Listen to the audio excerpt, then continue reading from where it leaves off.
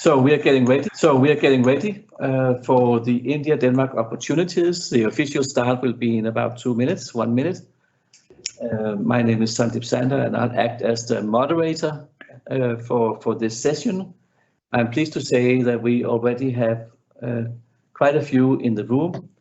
I don't know if you can show it, Peter, but yes, I can. Microsoft has been so kind to organize that we are in a suitable facility where we can keep the distance and at the same time be together.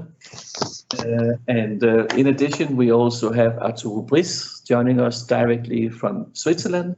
Hello. And also Freddy Svane directly from New Delhi. Hello, all of you. So in a few moments, I'll do the official welcome and introduction, and then we'll go straight on. And I'm so pleased that you're all able to make it, and also for you joining on the webinar. We're very pleased to have you all here. And yeah, I'll just have to talk a little bit until we get started, so that the newcomers, there's quite a few coming in right now, can also join and get the whole session. And by the way, the session will also be recorded. So as soon as possible after the session, it will be at your disposal. And likewise, there will be some interesting reports. Per Fatholt has made a report, Bo and Max Knudsen and his team has made 2 reports, and PwC have supplemented with 6 reports about India. So there's some backup and some further to get into. And I think now it's 2 p.m. in Denmark and it's 5:30 p.m. in India. So I'd like to give a warm welcome to everyone joining. We are together today to talk about India-Denmark opportunities. And I'm delighted to welcome all the people in the room and the audience around in each of your locations. Plus, we have Arturo Briz from IMD. Hello. And I think you are there. And we also have Freddy Svane, His Excellency Ambassador Freddy Svane in New Delhi. Hello.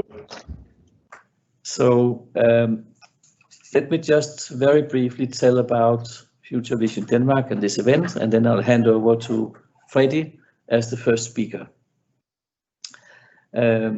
I would say all countries right now are in a situation where we are trying our best to figure out what to do. And we're not going to focus on the corona crisis, but we're going to focus on trying to look forward for the future. And one of the important factors for the future will be collaboration. Collaboration across borders, collaboration across all kinds of borders. And I hope this session here can contribute to this. I'm delighted that we have such a strong team of keynote speakers and panelists. And I dare to say that this is a group of people that really can make a contribution. But we also need to get questions. And the service that Microsoft kindly has offered, Peter Lunding-Smith and Katarina here are ready in the background, is to make sure that we get questions from you. So if you on the chat can ask questions, it will be highly appreciated. So on this note, allow me to pass over to His Excellency Ambassador Freddy Svane in New Delhi. Freddy, would you like to start by presenting opportunities India, Denmark from your perspective? No. Of course, I would like, and I'm truly delighted to be part of this conference. I think it's a golden opportunity. I'm a salesman, so I will, of course, be very positive about the opportunities that India can offer in the future. And of course, I know some of you would like to have a kind of return on your investment, and that's how it is. But I think it's important to give a kind of assessment from my chair about India and what India will be looking like after the post-COVID-19 situation. We all know that India is a huge country. It's in fact a living civilization. It has 1.4 billion inhabitants, but it's a country or nation that stretches over 7 centuries. So at one spot today, you can find something remind us about medieval times in Europe. And at some other times or spots here in India, you can find the most futuristic kind of place and site here in India. So it's a huge country, it's a huge nation. What I would like to stress is that the COVID, in fact, has really matured India. And I think that India now is really focused on not just issuing nice statements, nice hot political declarations about the opportunities in India. India has really learned a lot of things, and I'll try to take you through that. But let me see, let me underline that I just came from a meeting with the Indian Ministry of Foreign Relations, and they, much to our surprise, they said, let's have the green strategic policy between them moving.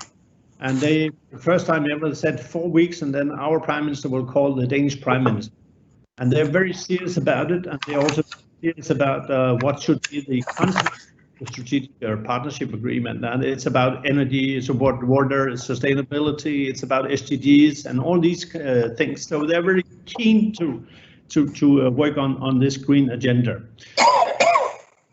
India will economically take a hit this year. Might be that they will go into recession, but next year all predictions are that India will move into a kind of positive terrain. And one of the good things is that there's an excess capital liquidity in the system. The banks have 6 trillion rupees, which cannot be dispersed for the time being due to a lot of restrictions. That will be eased at the end of this year. The private households have saved during the COVID 2-3 months. They have saved more than they did last year. So there's a lot of excess liquidity in the system, but they have really to work on that, and they are doing that. They will not restart the economy this year big time, because that will not have the impact that they want. India considers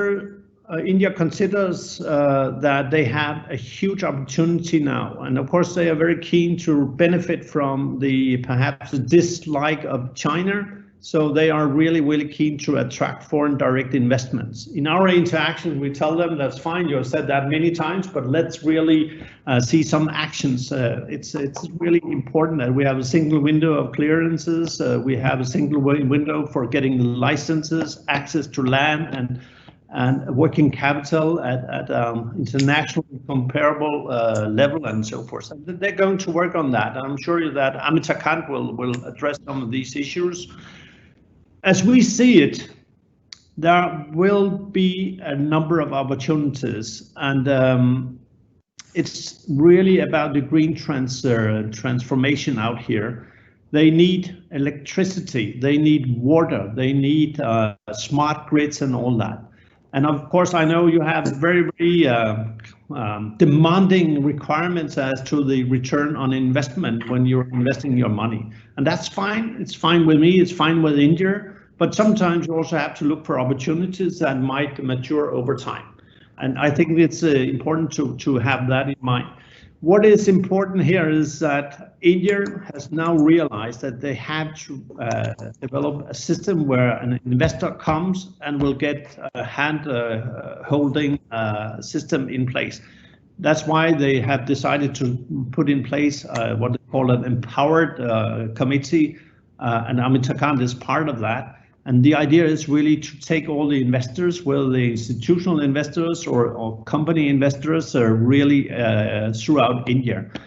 And I tell you, we have so many requirements from Danish companies, and they are just as demanding as you are when you want your money back at the shortest term and with the biggest return that you could wish for.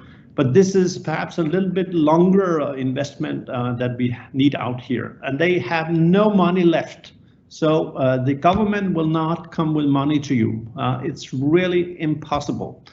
So you need, and we are trying on our side to also to bring in place a system where all the financial tools that Denmark and EU will have at disposal, that this can be part of the solution.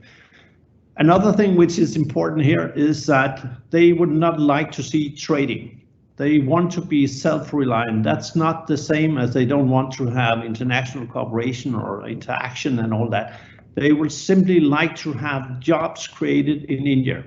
The most recent project that was really taking not only the Indian headlines, but also global headlines was an Adani project. Adani is going to invest in the biggest solar project anywhere in the world. But the trade-off was, and they get very high feed-in tariffs. You have not seen these tariffs anywhere in the world, and they're extremely high. But the trade-off is that Adani will have to set up a manufacturing unit because India wants jobs. They want really a transfer of technology. And in that context, if a Danish company would like to invest out here, they have to relocate. They have to put money on the ground. And with the new system in place, I think we can have all these licenses and the red tape to go away very, very easily. Bilaterally, we will have, I think, a call between our two prime ministers within 4 weeks where we are really moving this strategic green partnership.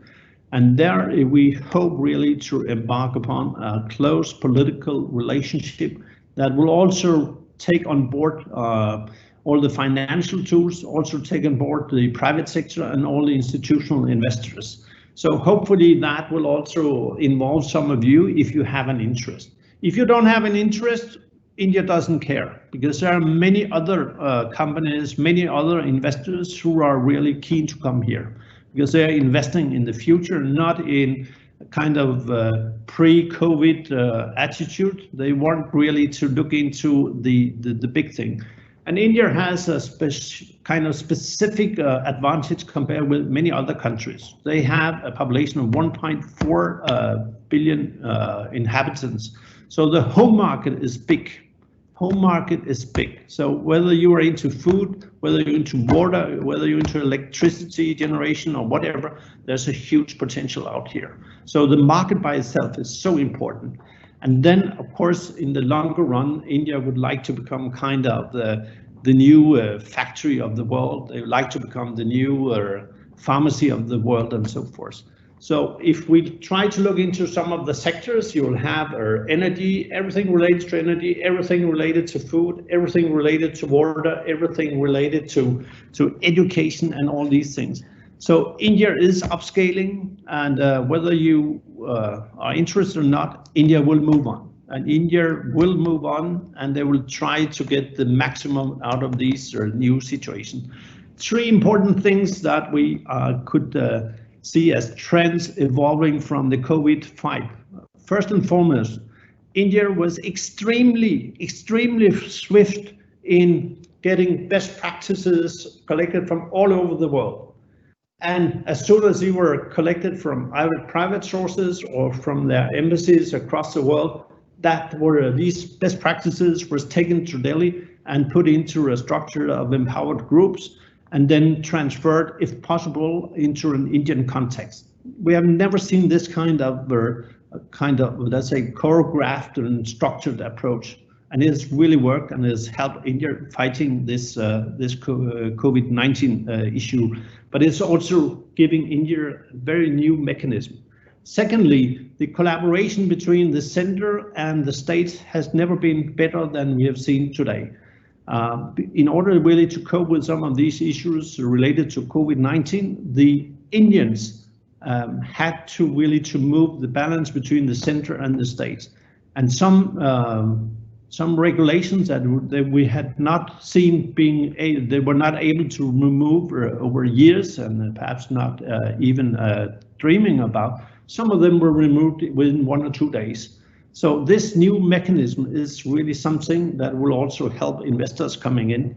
And we know that the states who are now competing, so Telangana, which is in the southern part, they are offering today that if an investor comes in within 15 days, all licenses should be in place. If they are not granted, then they will stand as they were applied for.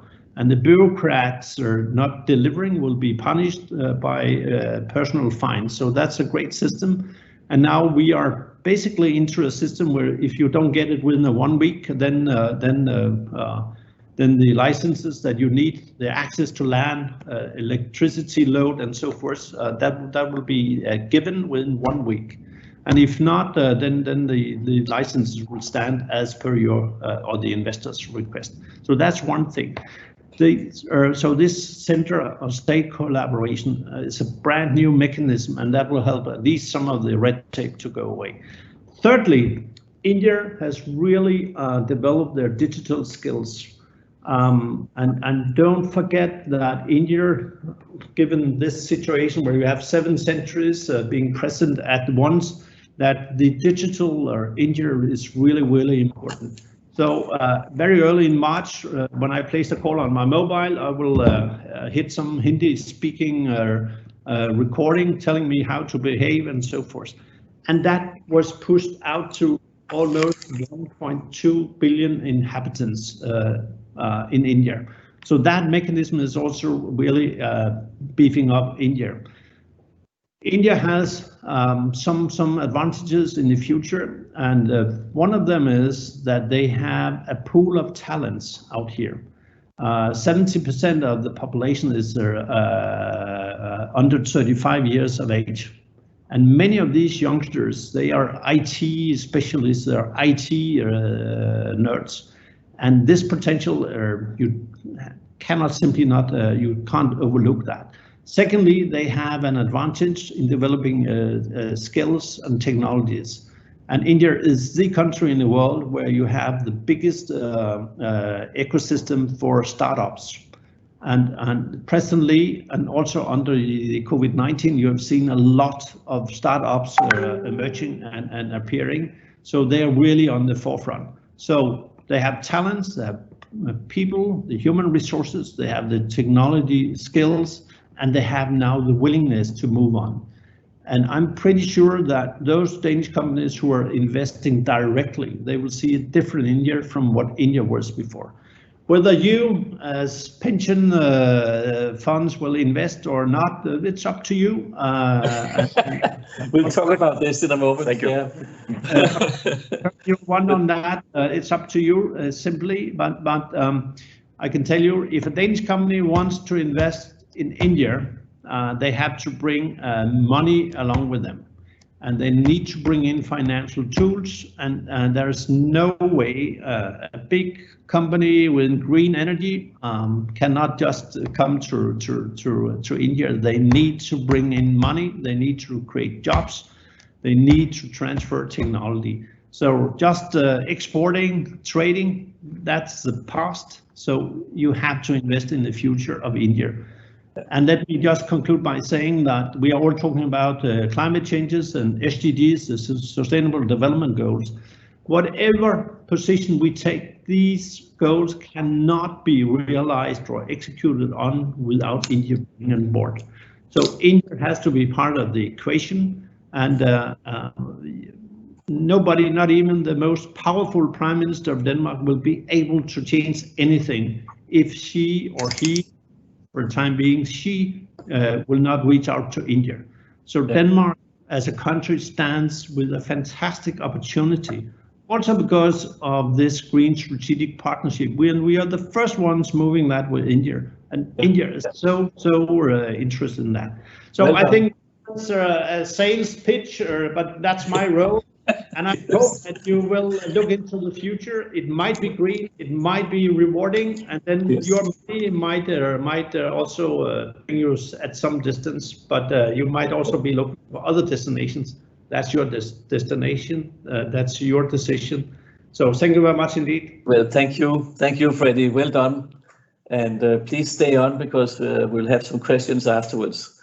I'm really pleased that you are able to open in the way you do, because in this way we get straight talking and we get the opportunity to try to get going. And I'm pleased to say that following you is Amitabh Kant, who is head of the National Institute for Transformation. Transformation of 1.4 billion people is a big task.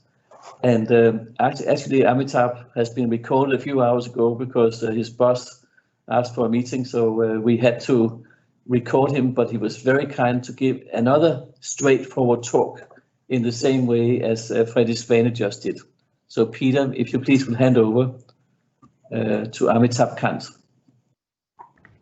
His Excellency, the Ambassador Freddie Svane, India's Ambassador to Denmark, Mr. Ajit Gupte, Professor Arturo Briss from the IMD Business School, distinguished panelists, ladies and gentlemen. It's a great pleasure to be in the midst of all of you. Year 2020 marks the 400th anniversary of Indo-Danish relations. Back in 1618, the first Danish East Indian expedition set out. 1.5 years later, 1620, the expedition reached Tamil Nadu. Today, we have almost 200 Danish companies in India who are employing close to around 100,000 people. Danish investments in India are in areas such as shipping, renewable energy, environment, agriculture, food processing.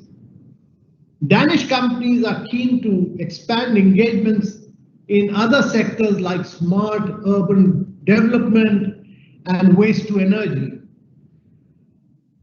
India has the scale, Denmark has the skills. Honorable Prime Minister Narendra Modi said this during Vibrant Gujarat Summit in 2019. To my mind, some key areas that offer tremendous scope for mutual beneficial collaboration are renewable energy, smart cities, water and wastewater, health research, climate change, resilience. Both the countries have decided to work towards creating a green strategic partnership. The aim of the partnership is achieving the joint goals of sustainable development. Increased cooperation within renewable energy has emerged as a very important part of the intensified dialogue between the two governments. Several areas for cooperation have been identified based on the ambitious India's target for renewable implementation and Denmark's experience and its success going through a transition to renewable energy over the last 4 decades. Over half of Denmark's energy in 2019 came from renewable sources. That's wind and solar. Denmark aims to be a CO2 neutral country by 2050. India will be one of the largest global markets for renewable in both the short and long term. In 2015, under the Paris Agreement, the Indian government presented its objective to achieve a target of 175 gigawatt renewable capacity by 2022. By 2030, India plans to have 40% of its capacity in electricity generation coming from non-fossil fuel sources. The scale of India's development in renewable capacity is one of the largest in the world. It's aiming for 100 gigawatt of solar, 60 gigawatt of onshore wind, 10 gigawatt of biomass, and 5 gigawatt of small-scale hydro by 2022. India is also targeting new renewable energy technologies such as offshore wind, hybrid solar wind, floating solar and energy storage. Denmark was the first country in 1991 to begin the development of offshore wind as a renewable energy resource. And Danish experiences over the past 30 years are being used globally to support further development of one of the fastest growing renewable energy sources. The Indian government has set the target for offshore wind at 30 gigawatts by 2030, which is twice the capacity installed at the end of 2017 in 11 European countries. The process of urbanization in India has just begun. If India was to emulate the model of the European world, that is sprawling cities where urbanization is done for cars and not for people, then the world would require 4 planet Earth. But alas, we have only one Earth, and therefore India needs to do sustainable urbanization. Our focus is therefore on electric mobility. Our focus is therefore on battery storage. Our focus is on sharing mobility. Several studies have shown that by 2040, India, till the 2040, will be driving shared and electric mobility. We have put a huge thrust on this.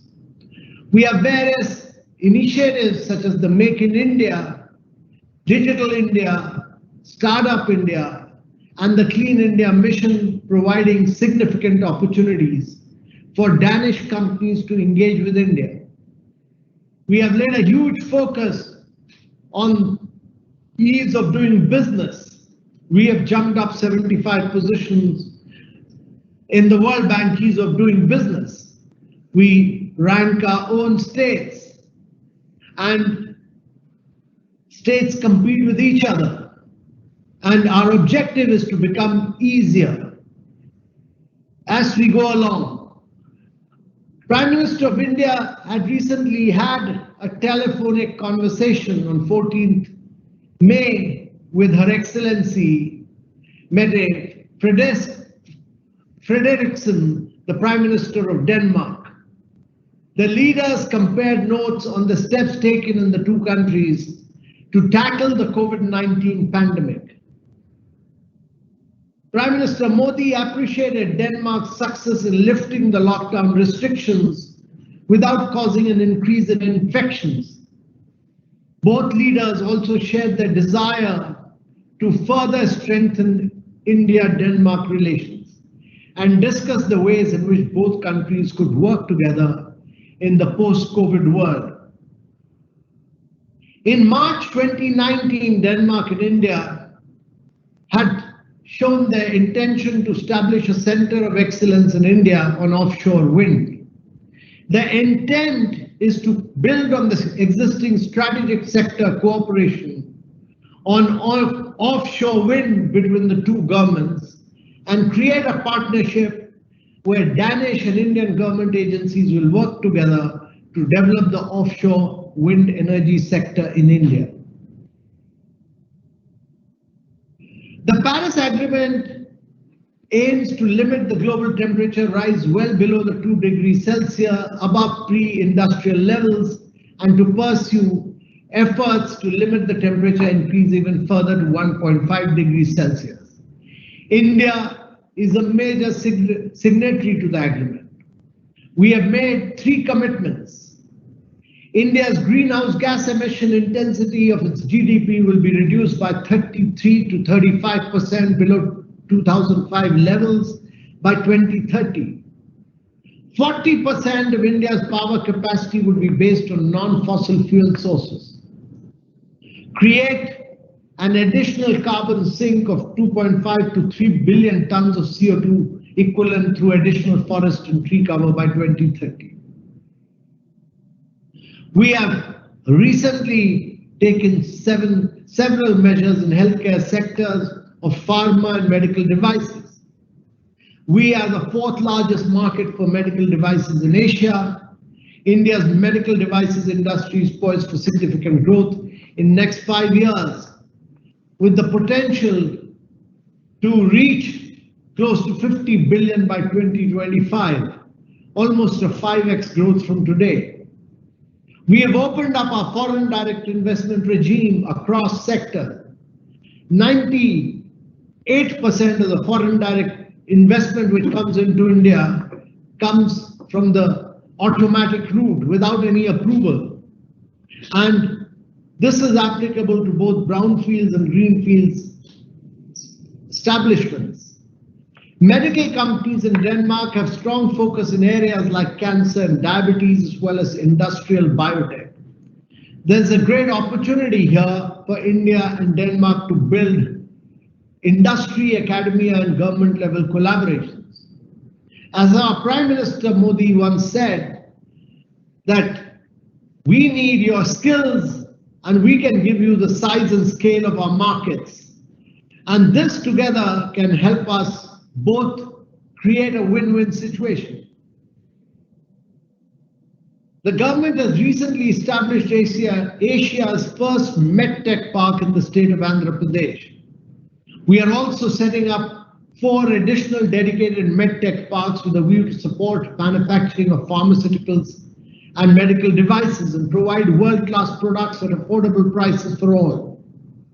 These dedicated facilities will support the manufacturing of high-end medical devices for both domestic and export markets. We are also supporting large-scale electronics manufacturing, active pharmaceutical ingredients, as well as pharmaceuticals. We support them through a promote production-linked incentive scheme, and we are on the path to becoming a global hub for components manufacturing due to availability of cost-effective skilled manpower, fast improving infrastructure, and ease of doing business in the country. By 2025, the market opportunity for electronics component in India is expected to be about 200 billion. My view is that there are several areas of collaboration, but clean energy partnership can be a critical one. Denmark and India are developing an India-Denmark energy partnership, where India will work with Danish experts. This is a part of a 5-year program of government to government to support the India transition to a low carbon economy. We are laying a huge emphasis on water partnership, city to city partnership between Aarhus and Udaipur for cooperation of water management. The aim is to establish the Denmark-India Water Technology Alliance. The Water Alliance will provide a platform where Danish solutions can be brought to India. More such city-to-city collaborations will be explored.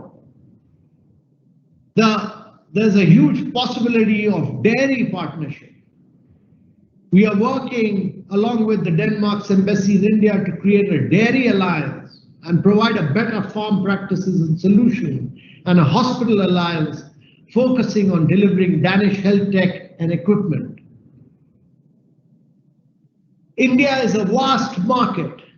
Several of you represent, we all very fortunate to have with us Mr. Torben Mogger Pedersen, who's the CEO of Pension Denmark. Several of you, we also have with us Mr. Bo Alma Knudsen, who's the CEO of Worldwide Asset Management. Both of you are experienced investors across borders with outstanding track records. India provides the opportunity for investments in a range of products, which are actually brownfield projects already established, where revenue streams are already flowing in, where toll taxes ensure that you continue to have predictability and consistency of your revenue flow, over a long period of time. And therefore, several other pension funds from Canada, Australia have invested in these opportunities. We are opening up our highways, we are opening up our airports, we are opening up a vast amount of infrastructure for all of you to come and invest. And if there's anything I can do personally, I will be very happy to hold your hands, act as a facilitator, and act as a catalyst to promote India-Denmark business opportunities. In closing, I would say that there are tremendous mutually beneficial opportunities in the area of infrastructure, healthcare, energy, medical device manufacturing, electronics, water, dairy, and again, I would say most importantly, clean energy. And I invite all you distinguished ladies and gentlemen to explore partnerships with Indian academic institutions, industry, enterprises, and government organizations in these areas. The Indian private sector is very highly developed, and it would like to collaborate with all of you and take this relationship with Denmark vigorously forward, hand in hand with all of you. Thank you very much, ladies and gentlemen. Mr. Amitabh Kant, this was really inspiring. And I would go as far as saying that we have had two really nice sales pitches for India. And now I would like also to introduce Professor Arturo Briz. You are in Switzerland and you are with us now.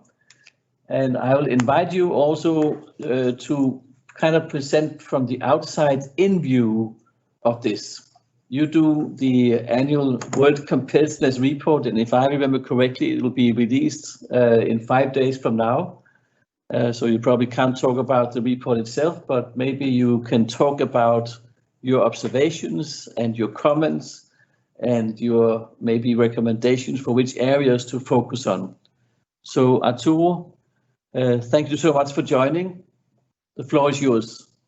Thank you, Sandeep, and good afternoon. Please add video, Mr. Arturo. Oh yeah, you need to add your video, Arturo. My video should be there, but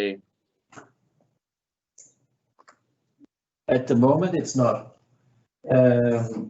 Oh, here we go. Here we go. Now we have your, yeah, that's fine. Thank you. But can you see me or just my background? You can see your background. There's only a background. There's no Arturo. What about now? Now you are there. Yes, okay. Perfect. I'm sorry because I could see myself perfectly well. So.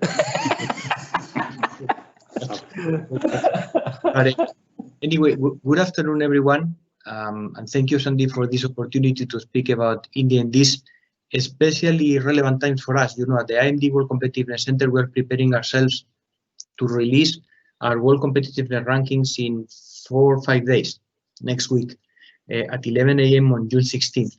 And of course, we're still under data embargo. What I can tell you is that, if anything, the rankings will look extremely good for Denmark and, you know, somehow acceptable for India. But you will see next week. And it is my role in our discussion today to give more or less of the global perspective. India has been for a long time one of the high potential countries in our rankings. I mean, starting with the denomination as a BRICS country or a country of the future, we have always considered that in terms of competitiveness for the long term, India should be one of the leading countries in the coming generation. Of course, it's taking time. And we know that, you know, India has been a promising economy for many years and still doesn't take off. Last year, actually, economic growth declined significantly versus the previous year, and this was reflected in our rankings. Very recently, Moody's has downgraded the country to close to a junk status, and actually Moody's has declared that the possibility of a junk status is somehow likely. But at the same time, the OECD reported yesterday in its forecast for the coming years that among all of the OECD country members, India is going to perform better than the average. And I think in the worst case scenario, GDP will decline by 7.4% if there is a new pandemic, and 4.7% in the normal scenario, which is, for example, compared to any European country like the UK, France, or Spain much better. So I think that, and that will be a premise that I will discuss later, that I think that India is in a position to fight better the post-pandemic crisis. What do we see now? What are the current issues that do not make India one of the top most competitive economies in the world? Well, obviously, the major difficulties in the country are its size, and I think the ambassador pointed that out very well. Large economies have difficulties at developing competitiveness models because of a lack of consensus, especially in democracies, and I think that's a drag for India compared to China. And I'm not trying to defend the Chinese political regime, but clearly in terms of competitiveness, the lack of political consensus that derives from a democratic regime takes a toll in a country with more than 1 billion people population. Second problem has been historically a lack of investment in the infrastructure of the country, what we call both physical and intangible infrastructure. India has not optimal health system, invest little in education per student or per population or per GDP standards, and also it has a scientific infrastructure that is improving a lot. Okay. In that front, however, and I think we have heard our previous speaker talking about that, India has been ranking #1 in our studies, #1 in the world in investments in telecommunications. And I think that digital transformation and technology should be one of the pillars of the future transformation of the country.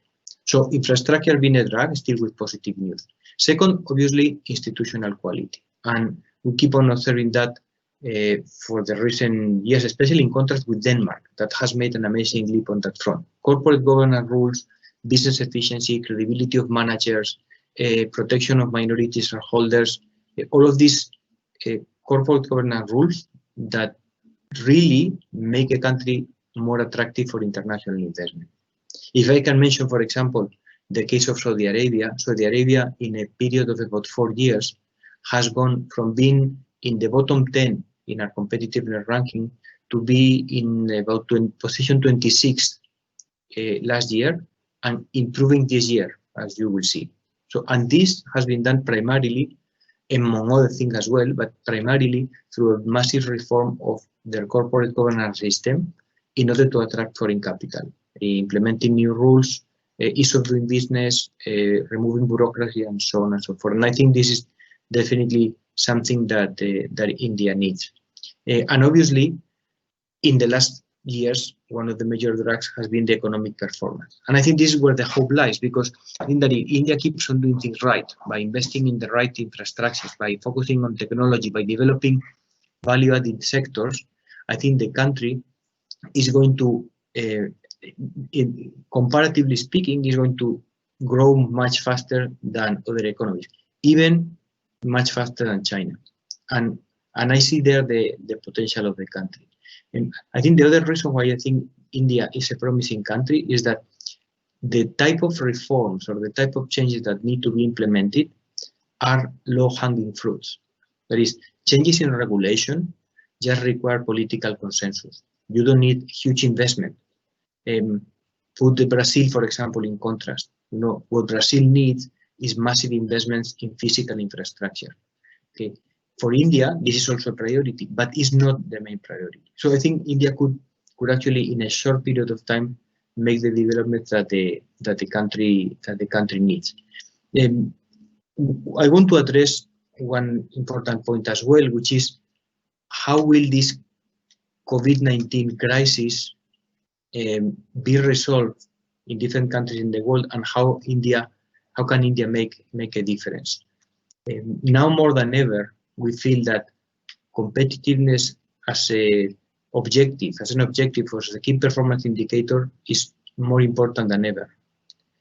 Because what we need to pursue now in our policies is prosperity, quality of life, people's progress, making sure that nobody is left behind, so a fair development, redistribution, optimal fiscal rules, promotion of talent, but also the support for small and medium enterprises, making sure that companies navigate the crisis healthy, that the private sector creates jobs, and so on and so forth. And all of these policies are, at the end of the day, competitiveness policies. They are not different from the type of policies that we have been defending for many years. So the way how I think countries should navigate the crisis, and I think the way how India should navigate this crisis, is primarily by focus on prosperity and by focusing on individuals' welfare as the big priority. This is a different crisis. This is not a banking crisis. It is not a financial crisis. It's a people's crisis, where the damage has been done to individuals, and especially in a country like India, with a low income, especially those at the bottom of the pyramid. So that's, I think, the way forward, and then I think that should be the priority of policies. Now, this has to be combined with long-term policy. So there should be short-term policies to navigate the crisis. There should be long-term policies to preserve and promote the competitiveness of the country. I think both of these types of policies can be very easily aligned. And if this is done properly, I think that the way for India is only up. I think we need to compare a country like India to, again, Denmark. Denmark is going to have a much easier way around. First, because it's a smaller country, and small countries fare better after the pandemic. Second, because its starting point is much better in terms of economic development. And third, because social justice and social fairness and the set of inclusive institutions that Denmark has in place are already of much better quality than India. Okay? So, all in all, I think that there is a brilliant future. There are policies that need to be implemented in a proper way. If I need to mention finally what I think is going to be the major risk for India, this is going to be currency risk. In a more deglobalized world, where China, the United States are looking inward, those currencies like the Indian rupee, the Brazilian real, the Norwegian krone, all these exporting countries that do not dominate the scene necessarily are going to suffer a lot. And the biggest risk to manage, especially for international investments or international investors with respect to India, is going to be a currency risk. Just to give you some data from last year, India ranked one of the lowest countries in the volatility of exchange rates, and this was last year. So this year, of course, this is going to be emphasized because of the pandemic. So if I had to point out to an important risk that is going to be faced by the country in the coming year, this is going to be currency risk. So let me leave it here just to summarize again. Great potential, still waiting. We're still waiting for the right policies with great potential, but some risks in the horizon in the very short run as we fight the effects of the pandemic on the economy. Thank you so much, Arturo. It was great, and I think that it's also very clear that it's not easy to get the success. We need a lot of ends to meet. And in order to get all this to work, I think it's also very important that we get a clear message from those who have the funding. Svane made it very clear that funding was needed. You made it very clear that there's a number of things that should be improved in order to improve the competitiveness of India. And now I would like to introduce and welcome Torben Møger, who's next. And we have 4 panelists, so if you kindly will introduce yourself and maybe talk a bit about what you are doing in India, plus add whatever comments you have to the presentations we've had so far. The floor is yours. Thank you. And first of all, a great thanks to our excellent keynote speakers who have provided us with new insights into the opportunities in India and for the strengthening of the cooperation between Denmark and India. My name is Torben Møller Petersen. I'm the CEO of FutureVisionDenmark, and actually also have an extra job as the chairman of the board of the Copenhagen Business School. So I'm both a colleague and a competitor to one of my other members in the panel. We are FutureVisionDenmark is a relatively large Danish labor market pension fund with a global outreach in our investment portfolio, and we have during the last approximately 4 to 5 years tried to reach out to India, which we regard as a very attractive long-term target for a pension fund with a long-term perspective like ours.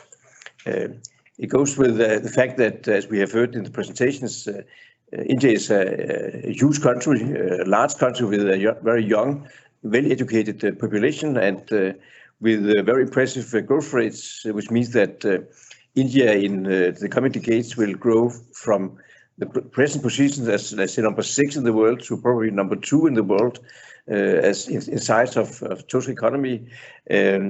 We really appreciate the economic reforms made by Modi during the recent years, which have actually overcome some of the previous obstacles for being a foreign investor in India. And as an investor with a special focus on the green transition, we really appreciate the high ambitions the Indian government has announced on greening the economy. So, but one thing is opportunities. There are of course also challenges which at the moment restricts our investments, and I hope that this dialogue will make it easier to overcome these challenges. So here you have a small picture of actually our present investments in India. In the lower end to the right, you can see that we have in our listed equity portfolio approximately 1.7 billion Danish kroner invested in listed Indian companies. Our largest position is in the Housing Development Finance Corporation, which reflects our positive, let's say, focus on the housing and the finance sector in India. And the other pictures reflects the fact that when we are making direct investments into India, we're doing that in fund structures and in cooperation with, let's say, partners with special skills and a long-standing experience being, let's say, on the ground with boots on the ground in India. Together with IFU, we have actually established now 3 blended finance funds where we combine money from the Danish state with, let's say, private money from a number of Danish pension funds, and we have invested in areas like climate, in agriculture, and now we have a broader perspective saying that we will invest in projects and companies which will contribute to the overall SDG agenda. And here there's some 4 nice pictures. We are an investor in a number of wastewater treatment plants. We have an investment in Sarah Foods, which is working with the freezing dried fruits and vegetables. We are involved in a fertilizer company called Ramagundaman Fertilizers. And in our latest fund, the SDG fund, we are involved in Leap India, which is a very promising company trying to establish storage facilities for food all over India to address one of the big challenges in India, the fact that there's a massive waste of food from the product, from the farmer to the end consumer, and modern storage facilities will be a part of the solution to this issue. Next to these blended finance funds, we last year, together with other pension funds, established a dedicated renewable energy fund called the New Market Fund, which will have focus on making investments as direct investments into renewable energy infrastructure projects in emerging markets. We will actually tap into our experiences making that kind of investments in Europe, US, Taiwan, Australia, and let's say transform or copy-paste these experiences to into the emerging markets where the need for renewable energy is extremely large, but also where the ambitions, as I mentioned before, are very large. We've looked. The new market fund has a total funding capacity of approximately $1 billion, and with average gearing facilities, we have investment capacity of factor 3 or something like that. We are looking into a number of projects in India. Last year, we actually took part in the tender of a large 1 gigawatt offshore project with a very ambitious timeline. But I must admit that we have put that project on hold because the assumption of the conditions were quite challenging, and it especially has something to do with the price levels in the PPA, which is substantially lower than what you can get in similar markets in the region, and also issues dealing with lack of, say, inflation protection, and also issues with currency risk, as also was mentioned in the last presentation. So if we have to hedge our exposure to the Indian currency, that is so, let's say, expensive with the present interest rate structures that it reduces the net rate of return for a Danish-based investor too much. We have also looked into offshore wind projects, solar and other projects, but until now, to be honest, we have not been able to find projects which live up to our, let's say, critical level of expected rate of return. But it's early days, and we think that the recent memorandum of understanding between Denmark and India on the green energy transition could maybe change this picture, and we would be very happy to continue this dialogue and hopefully be a long-term partner for India in the green transition, taking speed during the coming decade. Thank you. Thank you so much, Torben, and I think that we really are fortunate to have speakers who speak out loud and clear. And first we had Freddie, and we had Amitabh Kant, and we had Arturo, and both Freddie and Arturo are still here. And I think that the messages are getting clear that we need to look at how can we get the conditions right in order to get this to work. And one of the conditions is that those industrial companies that are important also, that they succeed. One of those companies is Danfoss. And we are pleased to have Christian Strand with us now. And Christian, if you kindly will present yourself and Danfoss and talk about your reflections on the presentations we have had so far. Yeah, it was yours. Thank you, Sandeep. And I would also like to thank the presenters. I'm from Danfoss, heading our cooling, refrigeration, and air conditioning business globally. We are one of the companies that have invested in India and have been there for quite some time. We have 3 factories and 8 offices throughout India, 1,800 people. And we do not only production, but we also do a considerable amount of R&D activities. And over the past years, we also source more and more components from India. So I can definitely echo to what both Freddie and Mr. Kant said about the opportunities in India. They are huge. And we have, as I said, local footprint, we have knowledge, and we have a lot of components that can help being energy efficient, that can support the green transformation that we're looking for in India. So what we hope to get out of these discussions here is to find a model how to deploy this in bigger scale. We have done a lot of projects where we have been engaged in building new cold storages, that's demo projects, working with the banana farmers on ripening bananas in Tamil Nadu and how to transport them over further distances and so on. But we need to get scale into this, and this is really where we are interested. We are committed, as I said, we are already in India. We are committed to also bring in more production and to produce the components locally. We see there is a lot of skills in India. We have a lot of competent people also working globally for us coming from India. So that point of India is definitely good, but we need a model. Yes. To Torben's point also, to how do we scale it. Thank you so much, Christian. And it was, again, clear speech. And I think that we can now start seeing the links between the funding and actually the execution. And Per, in a way, you are connecting all three worlds in the sense that you are a board member of Danfoss. You are also a scientist, and you are also the chairman of DTU. I would pass over the floor to you and I ask you to present yourself and then give your comments, please. Thank you very much, Sandeep, and thank you for organizing this. Thank you to the other presenters and panelists.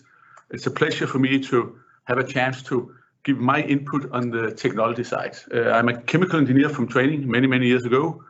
I made my career being a scientist, developing technologies for the globe, more than 30 years in the Novo Group. And part of this, I also built back in around 2000 an Indian R&D facility, which today has more than 100 employees and who will both serving the Indian but also the global market from new technology development. So I have worked in India over many years and developing technology. So I understand some of the challenges we have applying technology. And I don't consider the two universities being competitors. We need each other because if nobody can help me sell the technology solutions and implement in the market and have a financial return on the technology is not worth a lot.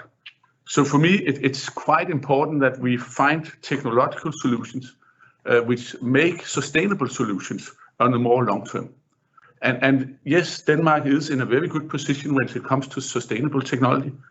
But these have, to be honest, primarily been made for Danish systems and Danish problems. When we go to India, there's no doubt that it's a different set of problems, it's a different set of scale.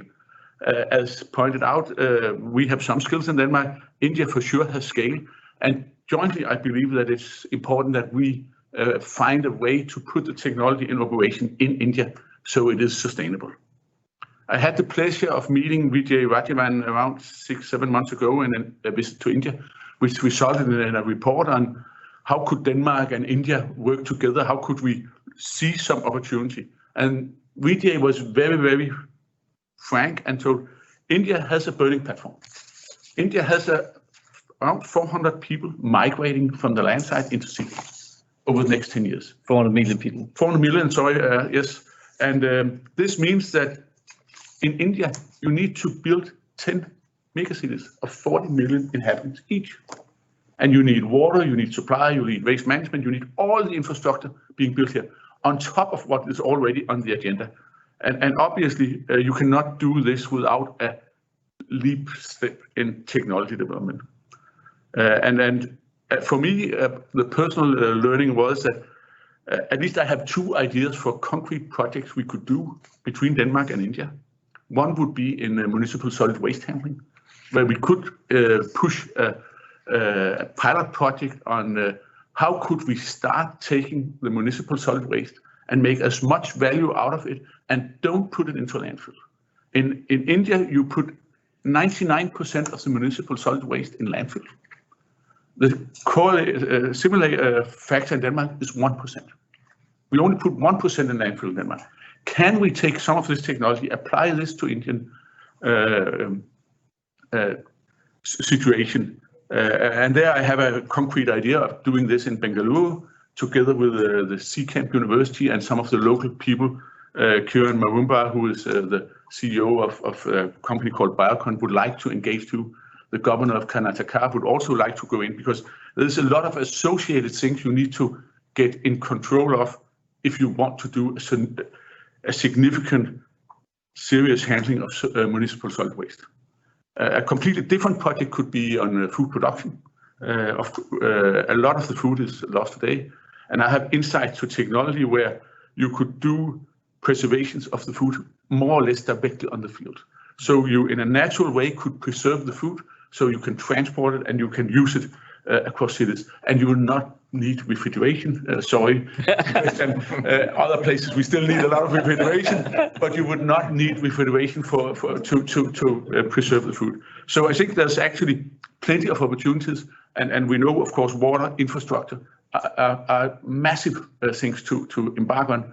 And being a technology nerd, I would love to put the technology into play, but making sure that we do it in a sustainable manner, both from a technology point of view, but also from a financial point of view. Brilliant. Thank you very much. Brilliant. Thank you so much. I think we start seeing a kind of pattern here, and the different parts of the puzzle fit well together. One of the additional puzzles is, as we talked about earlier, the funding. And before I hand over to Bo, I mean, you already have significant investments in India, and you have a track record, like Torben, as Amitabh mentioned, of being very good at doing investments. Let's get a presentation of you and see worldwide, and also your reflections of what you've heard so far. So the floor is yours, please. Thank you. Thank you, Sandeep, and also thank you to the other keynote speakers and to the panel. We are investors and have been investors in India for a number of years. And I think the next slide will provide further details on that. So we basically invest on behalf of institutional investors all over the world. And we've invested in Indian equities for more than 15 years. At this stage, we have about $1.4 billion invested in listed equities, in Indian equities. And if you move the page 1, we've heard from the panel and from keynote speakers about the opportunities, about the challenges as well. And for us, me personally, I think it is rather seldom in your career that you come across a situation like India. I think it was Voltaire that says common sense is not that common. But then when you just step back and you look at the big picture, you actually see India reflecting 3 of the biggest themes over the next 20 years. The first one is the digital opportunity we've talked about several times, but this gives the opportunity for India to skip development levels. And this is a rather unique opportunity for India, and if lucky for India to be in that opportunity if taken. The other one is, of course, what we've talked about also, the massive wave and lust in investing in a green transformation in what we call the circular economy. We think that's another big change, and we've touched upon that. And then finally, and what was highlighted by Arturo Bres as well, number 1 in telecom infrastructure, meaning that you have the biggest pool of young people in the world that are connected.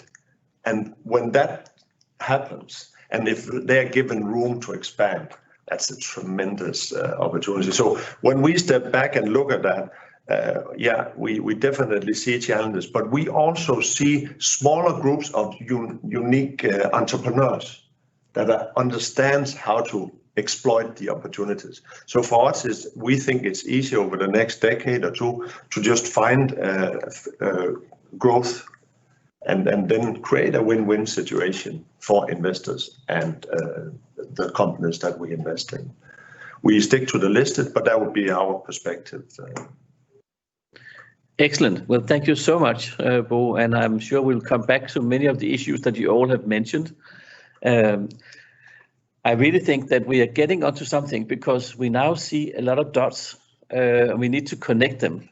And part of connecting the dots is, of course, to get both the public sector and the private sector to work together. And I'm very pleased to introduce Torben Hus.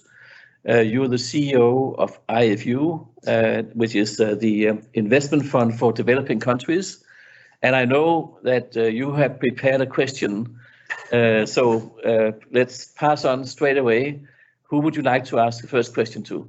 Well, I would like to ask Torben Møller from FutureVisionDenmark. Given the investment opportunities within infrastructure in India, within waste to energy, water, renewable energy, so forth, what does it take for Danish pension funds to invest more than they are today? Well, as we heard in the keynote presentations, the need for large investments in infrastructure is huge in India. I think that FutureVisionDenmark, but also most other Danish pension funds have, let's say, a comparative advantage. We can, let's say, create a win-win situation, especially in the renewable energy area, renewable energy infrastructure area, and especially when it comes to offshore wind, where we in Denmark have this quite unique cluster of technology companies making world-class turbines. We have engineer companies who can provide advice and design, and then we have investors who have a long track record and experience in investing in that quite complicated structure as an offshore wind farm actually is. And that's why I think that you will in the coming years see a focus from Danish institutional investors on when we come to direct investments in the offshore area. I think onshore wind and solar is so competitive, and you have a lot of local, let's say, investors and producers. So that's relevant for us from Denmark. But when it comes to offshore industry, India is a non-mature market, and India needs, let's say, partnerships with experienced developers and investors to realize the very ambitious goals they have for building up an offshore wind industry and capacity. I think that as in most other emerging markets, we will certainly go for partnerships where we also will make sure that we have a transfer of knowledge and production capacity. So by the end of, let's say, this decade, you not only have a number of offshore wind farms outside the shores of India, but you also have a young but sharply growing offshore industry on land, onshore, where we can tap into the pool of well-educated engineers. We can provide also, let's say, blue-collar workplaces in the construction of turbines and all that kind of stuff. And we can make sure that that India will get, let's say, a doubled effect. You will both get green power from your offshore wind farms, but you also get growth, new jobs, and future-oriented jobs in India. So I think that will be our focus. Yeah. Well, thank you very much indeed. I think that, again, we are getting closer and closer to something where we have a sense of what it takes. And some of it also requires that we kind of transfer knowledge and know-how. And we have a question here from the viewers, and it's Suhansu Rai, who is a professor at Copenhagen Business School. And his question is to you, Christian Strand, and maybe Per, you can supplement afterwards. He says, the underbelly of all industrial efforts is based on the skills of its population. How can Denmark and India collaborate in this area? How can Danfoss support an Indo-Danish initiative focused on skills development? Yeah, thank you for the question. That's a good one. I think the skills, all the skills we see in India today, in terms of doing R&D and doing production and all this is all in place. So I think it's about how do we deploy these technologies that we have in Denmark in India. And one of the learnings that we have had is that also to Per's point before, we cannot sit in Denmark and design these things. So we need to invest more in the R&D, and we need to take these solutions and then tailor them or invent them in India with the knowledge that we have from Denmark. Yeah. So I think that's an area where we need to step up, because otherwise we are not cost competitive, and we also engineer them and develop them on a different background. So I think that's at least one of the learnings that I would see. And then I have an addition to that. Actually, back in 2009, together with Henning Holt Larsen Foundation, Novozymes and DTU, we started an exchange program between PhD students in Indian universities and Danish universities, trying to get educational swaps. And we have been running that now for 11 years, very successfully, where we get Indian students to Denmark, we get Danish students to India, and by that we get a cross-fertilization between the universities and develop people with the right skills for the next technology.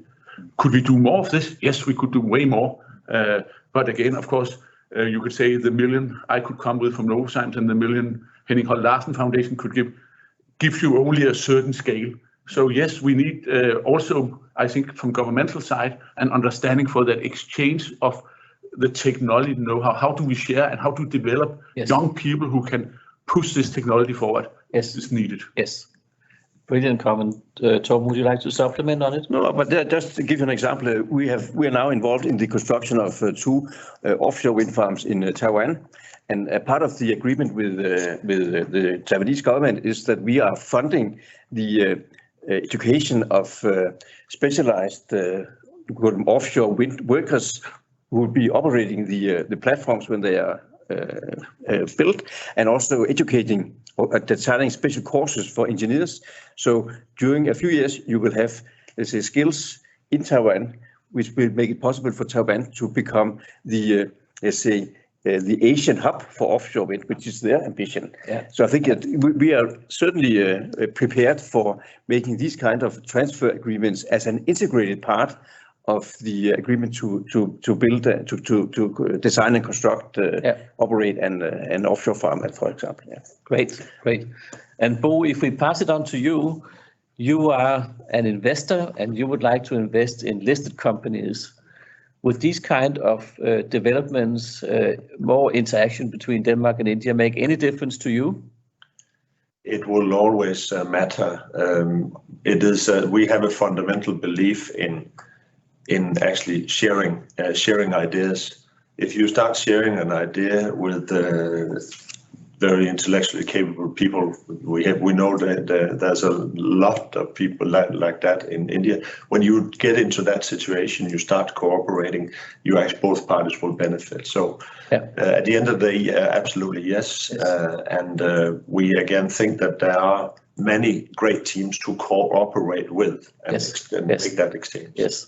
Maybe that's a good point to bring in you again, Freddy, because now you more or less have 5 people here around the table in Copenhagen waiting for you to take some more initiatives. Are you ready? Oh, we need to get your microphone on. We can't hear you. We lost your sound. Can you just check your Ask, I'm ready. Freddy is ready.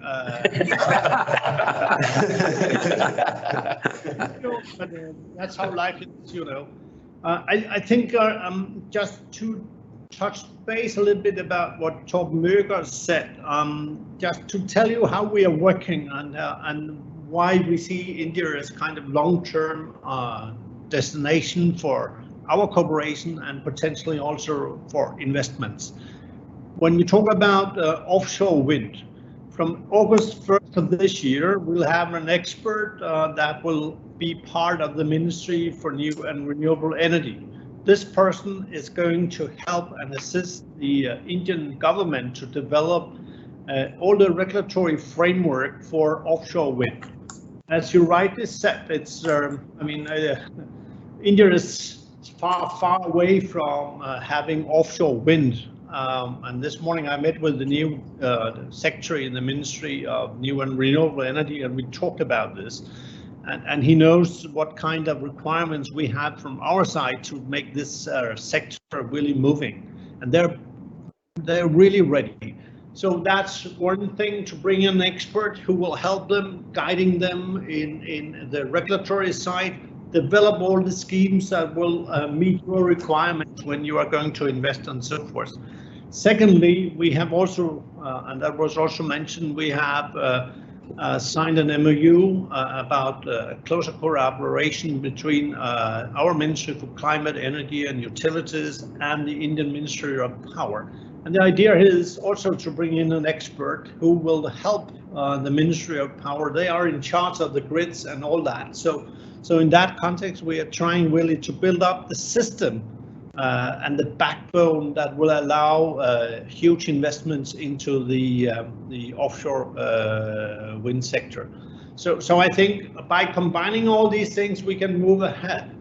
I also would like to say a few words about this SGD and the project. One thing which is really a game changer out here is that for the first time ever since India became independent, they have decided to liberalize the farming sector, the agriculture, the food processing, and so forth. Not even in the beginning of the 1990s, where India more or less collapsed and they went away from the RAJ license system controlled system towards a more kind of market economy based system. They did not at that time really dare changing anything for the farmers. They have done that. So now we see huge opportunities, and this idea of reducing what we call the post-harvest syndrome, where perhaps more than 50% of whatever being harvested will be lost or are currently being lost because there's no storage facilities and so forth. So there's a huge opportunity here for Danfoss with the building up of cold chains and so forth, with the Maersk and whatever who is on the logistical side. I think we could, if we are really interested, we can create a kind of backbone for modern India that is also developing sustainably. So the only thing we lack are the courage, the open minds of those of you who have a lot of money to spend. So I hope that we can combine all our resources and our different angles, and then perhaps also when we are setting out this Green Strategic Partnership, where we like to invite the private sector to join in and the investors, that we can really develop what I will call the backbone for the new India, which will offer you a better return on all your investments, second to none. Thank you. Thank you, Freddie. And I think that the key point that you made at the end is very important, that it's investments. It's not a matter of just spending the money. It's a matter of getting payback also. And in order to do so, I think that we have to look also at different sectors and different sizes of companies. And we have two questions from the audience that I would like to just present both of them, and then we can see who would like to respond to this. And Freddie, you are ready, and around the table also. So one question is about compliance and how we can possibly do more to use some of the tools developed. For example, it says here, how are India with quality and compliance? How do Indian companies handle regulatory requirements? In the in-country requirements and we're exporting, for example, to Denmark. Is there anything that could be useful there? The other question is related to opportunities, any views on how we can bring the pool of talent and technology in the Danish pool in startups and scale-ups to India to fuel the growth. So let me just ask here in the room, who would like to respond to any of those two? I can start with the compliance. Go first. With the compliance comment. And when we talk about the whole area of compliance, this is an area that is exploding across the globe with increased levels of regulation across sector after sector. So I don't see this as a particular India problem. I think that there are many levels of compliance in India, with some companies being at very high global standards.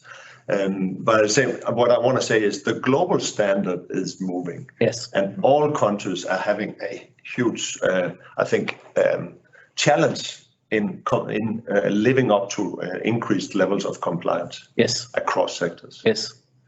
So Freddie, I guess that you are also in agreement that this is something that we can start building on, and that's something that we can maybe contribute to India on also. Yes, of course. And may I take as an example the pharmacy industry out here. I think many of you will have a kind of memory about the Ranbaxy, which was an Indian company that were sold to a Japanese giant. And since I've served in Japan, I know these guys, and I also went to see it during my first tenure to see and talk to the Japanese management. And it was really, in a short time, it was revealed that everything was more or less falsified, and the data and all that, and all the regulatory issues, the compliance, everything was falsified. India learned a lot from that, and now I think perhaps our friend from Danfoss, Christian, can say a few words about it as well, being from the industry. But India knows that India has to comply. India cannot just develop their own standards. If they want to be part of the international economy, then they have to comply. And just recently, yesterday, I think they just announced a new set of rules for clinical trials, and they are top standard. They are really meeting the global standards as an example. So I think there are a lot of opportunities there. Of course, we can do a lot, and we would like to see, because Prime Minister Modi mentioned in his conversation with our Prime Minister that India would dearly want to work closely with Denmark when it comes to life science. India would like to present themselves as the world's pharmacy.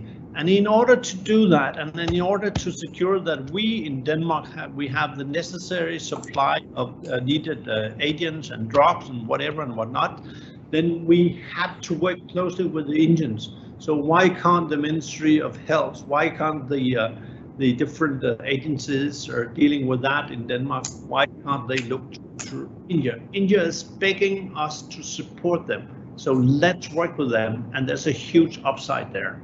Can I say a few words about the other question about startups? Yes, please. Interestingly, when I was in the Prime Minister's office last week to follow up on the talks between our two Prime Ministers, one of their suggestions was really, let's get a bridge between Danish and Indian startups. We want really to work closely together. Today, India has more than 20,000 startups, and they don't have the scale, but they have the skills. So when we are talking about Denmark having the skills and different here, and we are really trying to move this idea of having a kind of a bridge, let's say privileged bridge between the Danish startups and the Indian startups. Do not forget that the Indians, they are smart people. They have the technology, they have the digital skills, and they have the hunger that we might not have in Denmark to develop all these startups. So there are huge opportunities. And all the multinationals, sorry, just last word, all the big multinationals, they are eagerly scouting for Indian startups because they know this is perhaps the next bridge into a future that they're all looking for. So keep an eye on that. Yeah, with something that is very interesting. Yeah, thank you so much, Freddy. I'd like to come to a close now, but before, let me just ask if do you have a comment to what Freddy just said? Just very shortly. A few years ago, we established an organization called Denmark Bridge, managed by the Danish Growth Fund, Vækstfonden, which have established, so to say, a close relationship between Silicon Valley and a number of Danish companies. And it is actually at this moment being discussed whether we should make a Denmark Bridge sister focusing on India and other say growth economies in Asia. And because the experiences from the Silicon Valley Denmark Bridge has proved very promising. So I think that we will, in a relatively short time, be able to launch such an initiative. And I see a lot of heads nodding. That's a very good idea. I can support that 100%. As a contribution and a support. Thank you so much, everyone. Thank you to Arturo. Thank you to Freddy. Yeah, just one word. Yes. Can you hear? Yes, we can. When I was in the Ministry for New and Renewable Energy, there was a kind of a logo motto displayed all over. Oh. And it's scale, skills, and speed. So India has the scale, Denmark has the skills, and jointly we can really develop the speed. So yes. we are here. Brilliant closing. Brilliant closing. Thank you so much. And we have the funding. And we have the funding. And Torben Hus, I'm so pleased that you keep reminding us that we have. I mean, that's what the ambassador said is a requirement for these projects. You have to come with the money. You can come with everything. That's even better. That's perfect. So thank you so much, everyone. And we will email you a link to the reports and the presentations. And as soon as the recordings are edited, it will also be available to all of you. Thank you so much to those who have supported us, to the speakers, to the panelists, to Industriens Fund, to PwC, Microsoft, and C Worldwide. It's been a pleasure, and thank you so much. There was the first ever event in Future Vision Denmark, and I'm sure it will not be the last.